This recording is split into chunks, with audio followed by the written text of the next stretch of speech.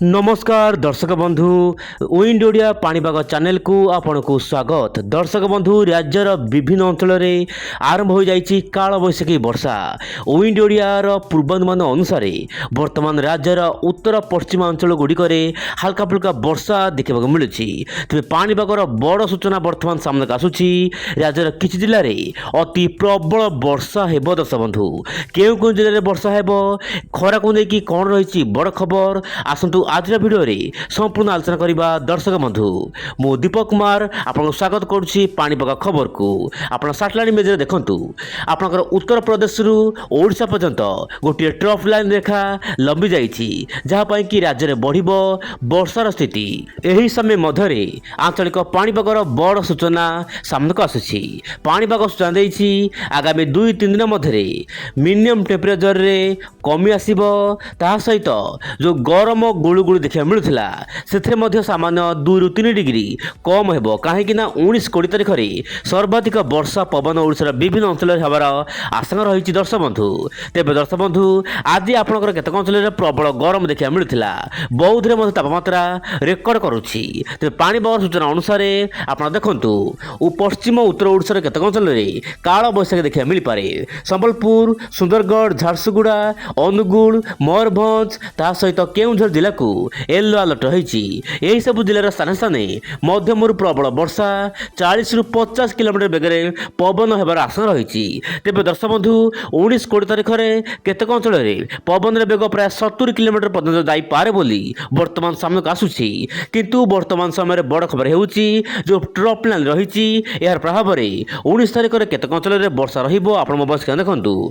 तेज दर्शक बंधु जब आम देखा 20 तारिखर दृश्य आप देखो मोबाइल स्क्रीन 20 तारिख में आपंकर जो रोचे मयूरभंज, बालेश्वर ता सहित भद्रक ता सहित आपंकर केउंझर ता सहित अनुगुल रोचे जमीक झारसुगुड़ा, संबलपुर, सुंदरगढ़, बौद्ध यही सब जिला मानक काल बैशाखी मात्रा देखा मिल पारे। यही समय मध्य दक्षिण उपकूल ओडिशा केतक अंचल काल बैशाखी देखा मिल पारे बोली वर्तमान समय सूचना मिलूँ। तेज दर्शक बंधु यही काल बैशाखी कौन पाई हेबो, यार मुख्य कारण कौन मु आज भिडियो आपको कहवाक चेष्टा करी।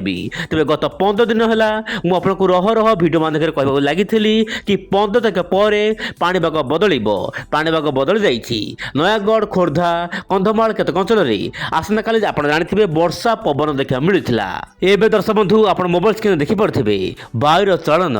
दर्शक बंधु केन्द्र भारत, पश्चिम ता सहित उत्तर पूर्व भारत गुड़िक तापमात्रा वर्तमान बहुमात्रा बढ़ी जाइथिला।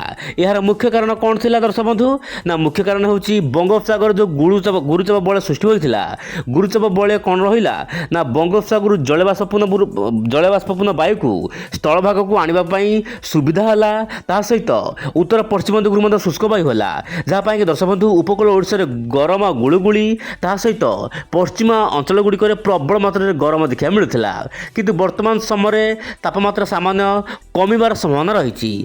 आपण वर्तमान दर्शक बंधु मोबाइल स्क्रीन देखिपे वर्तमान वायुर चलन माध्यम विंड ओडिया चैनल आपको कौन दर्शाऊँ। आप देखु दक्षिण दिगु वर्तमान वायु जाऊँगी पूर्व दिग को। मान दर्शक बंधु वर्तमान काल बैशाखीर गोटे संकेत।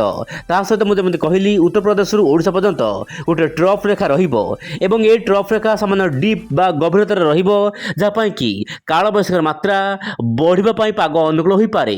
बर्तमान आप मोबाइल स्क्रीन देखु आपंकर भुवनेश्वर उत्तरी भाग ता सहित ओडिशार पूर्व उत्तर मान जो रोचे भारत यही सब राज्य मानक प्रबल वर्षा है। आप मोबाइल स्क्रीन देखु आपंकर मालकानगिरी नहीं कि संबलपुर पर्यंत हल्का फुल्का वर्षा काल बैशाखी देखा मिल पारे। एवं देखा दर्शक बंधु जीपीएस मॉडल कौन रही बड़ आकलन। दर्शक बंधु आप जानते मु पूर्व भिडियो मानक कही कि 15 तारिख पर पाणीपाग बहुमात्रा परिवर्तन आसो बर्तमान ताही देखा मिलूँ। तेज आप कहना चाहिए पश्चिमबंगर केतक अंचल गत 24 घंटा मध्य प्रबल वर्षा पवन वज्रपात कुआपथर वृष्टिपात देखा मिली। तेरे वर्तमान पाणीपाग बदल आसो जीपीएस मॉडल कहूँ। आप मोबाइल स्क्रीन देखु ओडिशा, पश्चिमबंग, झारखंड, बिहार, छत्तीसगढ़, कर्णाटक, गोवा, केरल, आंध्र प्रदेश, उत्तर प्रदेश ता सहित उत्तर पूर्वांचल गुड़िक वर्तमान काल बैशाखीर मात्रा देखा मिल पारे। ओडिशार केतक अंचल जबरदस्त काल बैशाखी हेब। पवन बेग प्राय 70-80 किलोमीटर बेगे पवन बोहिबा पाग अनुकूल हेब बोली जीपीएस मॉडल कहूँ। तेणु दर्शक बंधु ସତର୍କ ରୁହନ୍ତୁ। ତେବେ ଇଏ ଥିଲା ପାଣିପାଗର ମିଜାଜ। ଆଗାମୀ 24 ଘଣ୍ଟା କେମିତି ରହିବ ମୁଁ ପୁଣି ଆସିବି ଆସନ୍ତାକାଲି ଆଉ ଏକ ନୂଆ ଅପଡେଟ୍କୁ ସାଥେ ଧରି। ବିଦାୟ ଦିଅନ୍ତୁ। ନମସ୍କାର, ଜୟ ଜଗନ୍ନାଥ ଦର୍ଶକ ବନ୍ଧୁ।